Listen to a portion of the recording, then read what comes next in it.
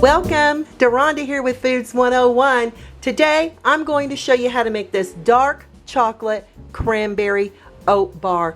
Absolutely fantastic. What you're going to need to make this is 1.5 cups of quick 1-minute oatmeal, 1.5 cups of all-purpose flour, 1.5 cups of lightly packed brown sugar, 1/4 cup of orange juice, 1 teaspoon of baking powder, 1/2 teaspoon of salt, 1/2 cup of chopped walnuts if you want to use pecans or pistachios or whatever other nut you want to use, you be my guest, 1 cup of chopped dried cranberries. I'm using a cranberry that's been infused with blueberries, but you can use whatever dried cranberry you like, 1/2 cup of dark chocolate chips, and again you can substitute this with milk chocolate chips or white chocolate chips, 2 eggs, and 1.5 cups of butter at room temperature. First, we're going to take this orange juice and we're going to pour it over our dried cranberries. Push these cranberries right down into that orange juice, as you can see, and we're going to microwave this for 30 seconds. While those cranberries are soaking in their orange juice, I'm going to go ahead and add the oatmeal, flour, salt,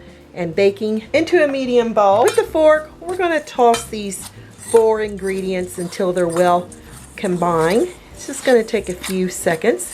That looks fantastic. Set this off to the side. In a larger bowl, I've been adding my room temperature butter, and you see how soft that is? That's what you're looking for. Add your brown sugar with the mixer on high. We're going to beat this till it's light and fluffy. After a minute, we're going to add 1 egg at a time. I like putting mine in a measuring cup. Be sure to scrape down the sides of your bowl. Beat for 1 minute. Add your second egg and beat for 1 additional minute. That looks perfect. Add your flour and oatmeal mixture. Give these ingredients a lovely stirring until your dry ingredients is mixed well with your wet ingredients. Time to add those dried cranberries soaked in orange juice. These smell magnificent. Add your walnuts and dark chocolate chips. We're going to stir these until they're well combined. Oh my goodness. And at this time, you want your oven preheated to 350 degrees Fahrenheit. I'm using a 13 by 9 inch baking dish that's lightly sprayed with cooking oil. Add our chocolate cranberry oat bar mixture right into this pan. Push it from corner to corner till you have an even layer. Off to that preheated oven on the middle rack for the next 25 to 30 minutes. Use your timer and no peeking. Baked chocolate cranberry oat bars.